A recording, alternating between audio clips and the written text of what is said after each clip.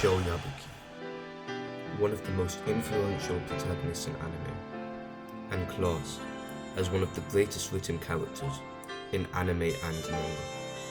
He was willing to fail and suffer if it meant becoming somebody. But his journey of solitude with no real goal or aspiration slowly led to aggravation. He thought that fighting others and making people fear him made him strong, fearless. But he did all of this because he feared becoming nothing. Whether it's on social media or people you see who have met before, everyone seems so driven towards a goal and something special. They have purpose and they enjoy their lives knowing that there's a direction. However, many of these people either discovered talent or through the way they've lived their lives, found something they enjoy working towards. It's important to understand that in this day and age, not everyone is like this.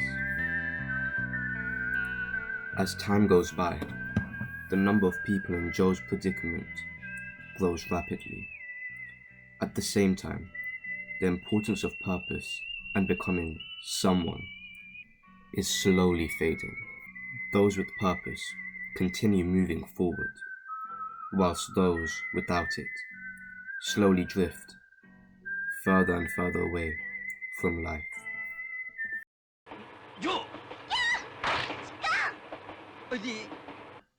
Joe Yabuki isn't a heroic prodigy.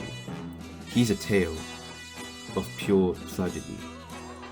In the beginning, he's filled with anger, directionlessness, and self-destruction. All Joe wants is a life with a meaning. And at first, he wants to prove he's somebody. To do that, he recklessly fights or shouts at anyone who thinks they are better than him. It's an unchecked ego, giving him the illusion that he is somebody, even though deep down, he knows he isn't. All because he has no actual purpose, only the desperate need to prove he already matters. Just like Joe, people today often believe ambition comes from confidence in talent or a hobby. But what if it comes from the opposite? Fear. The fear that if you do not become something, your life becomes nothing. That fear slowly forces people to transform themselves, just to avoid becoming the complete opposite of what they hope for or dream to become. Spending your entire life running away from a fear that never truly disappears. Joe fought because fighting gave his existence weight. For the first time in his life, he had something that made him feel real, something that gave him purpose and light. A hope that tomorrow would be another day where he defeats his fear. Tomorrow's Joe. Joe is deeply relevant to most people who were once like him. Deep down, every single person wants their life to matter, whether to themselves or others. Over time, Joe develops and continues forward, all by finding what he loved and committing to it fully. No matter the opponent, whether it was Rikishi, Carlos, or Jose, he never gave up. He loved it and made him feel alive, purposeful. He learned that trying to become somebody by making others fear him would never work. Instead, he discovered something much simpler, doing what he truly loved without holding back or caring about the judgment of others. He seemed to become somebody, but eventually realized that he is the one who decides whether he is somebody or not other people.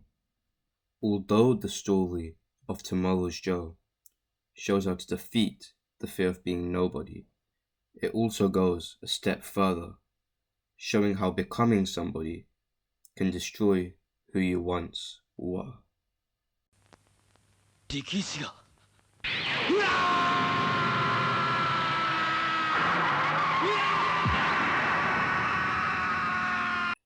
When Rikishi dies at the end of Season 1, it completely changes Joe's direction.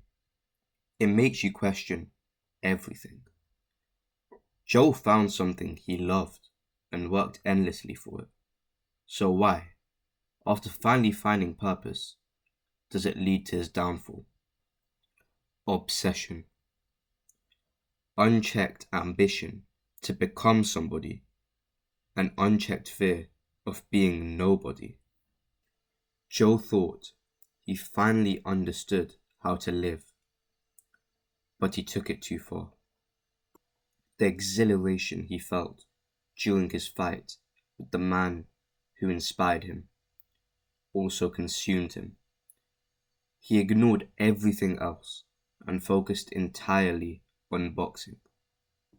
His lack of balance and control eventually became why he destroyed himself. From then on, he was trapped by his ambition and obsession. He became stronger and stronger, but slowly forgot the reason he started in the first place: to become somebody. Now that he had become someone, regret and awareness followed him. And running away from boxing also meant running away from the fear that followed him everywhere he went. So his only path forward was to keep fighting until he reached the world champion.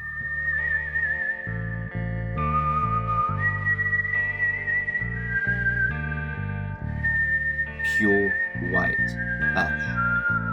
At the end of his fight with the King of Kings, Jose Mendoza, Joe is completely exhausted.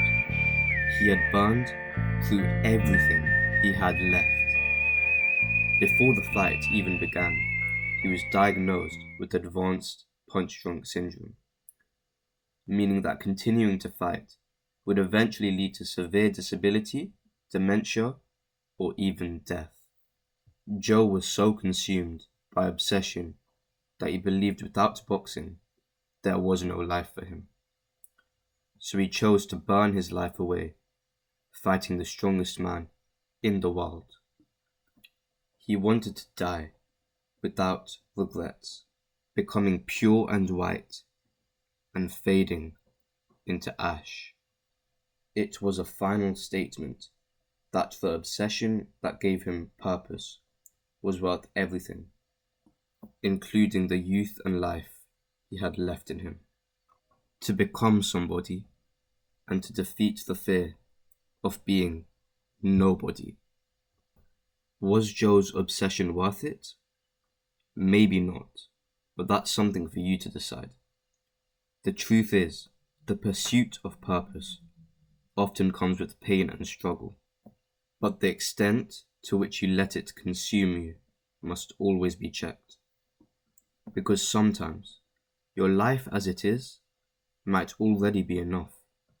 Joe proved that no matter how lost or purposeless you are, keeping hope and continuing to move forward can eventually lead to something meaningful.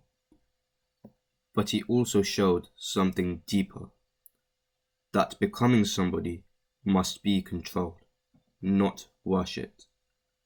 Otherwise, purpose itself can turn into obsession.